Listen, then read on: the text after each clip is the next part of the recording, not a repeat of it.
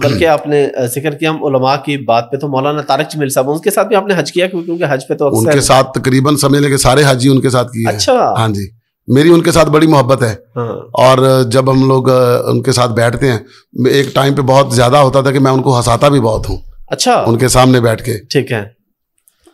کیا بہت طرح کی باتیں پھر ہنساتے ہیں؟ ظاہر ہے ان کو ہنسانے کے لیے تو بڑا کنٹرولڈ اور وہ ایک ماحول میں وہ جب ہوتا ہے نا کہ ہم جس جگہ پہ رہ رہے ہوتے ہیں اسی چیز کو بنا کے, اسی میں سے کوئی نہ کوئی اسی میں سے چیز کو نکال کے.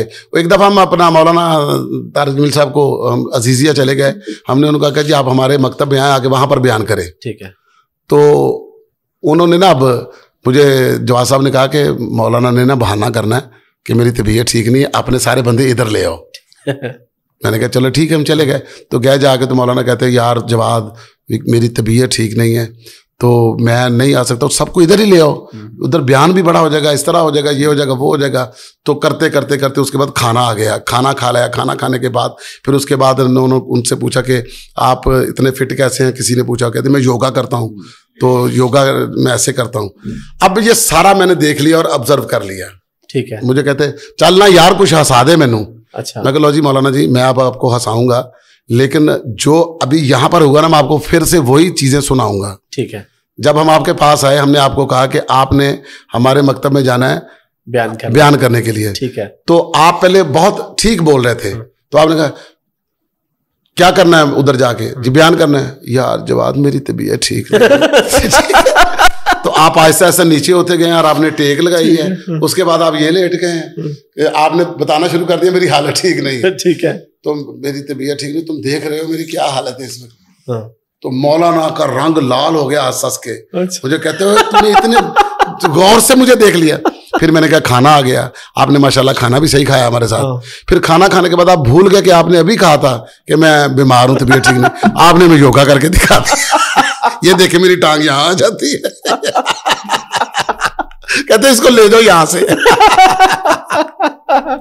اصل میں اگر ہم ان کی مجبوری سمجھے یہ والی, تو آپ کو پتہ ہے اتنا سفر اتنا بولنا, پھر ظاہر ہے بندہ تھکاوٹ ہو ہی جاتی ہے. نہیں اس میں مطلب یہ بات تو بالکل واضح ہے کہ ایک بندہ مطلب دین کے لیے اتنا کام کر رہے ہیں, پھر سفر میں رہے, بیان کر رہے ہیں, پھر اس کے بعد لوگوں کو ٹائم دے رہے ہیں. تو یہ ان کا رائٹ ہے کہ تھوڑا ریسٹ کرنا, کہ یار ادھر لے آؤ سب کو. مطلب یہ تو ایک مذاق تھا جو ہم نے ان کے ساتھ کیا. نہیں ہم ہی پھر آئے, پھر چلے بھی گئے, پھر ایک دو دن بعد آیا بھی گئے. ٹھیک ہے. پھر آ جاتے ہیں. ٹھیک ہے. یہ کبھی نہیں ہوتا کہ نہ آئے. جب میری والدہ کی ڈیتھ ہوئی ہے, تو ان کو کسی نے بتا دیا کہ وکی کی والدہ کی ڈیتھ ہو گئی ہے. تو وہ فیصلہ آباد سے آئے ہیں, تو مجھے راستے میں فون کیا کہ نسیم میں آ رہا ہوں, راستے میں ہوں, جنازہ میں خود پڑھاؤں گا. اچھا. پھر جنازہ انہوں نے پڑھایا تھا. یعنی آپ نے اطلاع بھی نہیں کی, اور اس میں تو کوئی شک نہیں, بہت محبت کرنے والے پوڈ کاسٹ کی ہے. اور پھر جب انہوں نے وہ جنازہ پڑھایا, تو جنازہ پڑھانے کے بعد وہ اپنی گاڑی میں بیٹھ کے کتنی دیر تک روتے رہے, کیونکہ سارے آرٹسٹ تھے. جب انہوں نے وہاں پر بیان کیا نا, تو بیان کیا تو سارے فنکار رونے لگ گئے.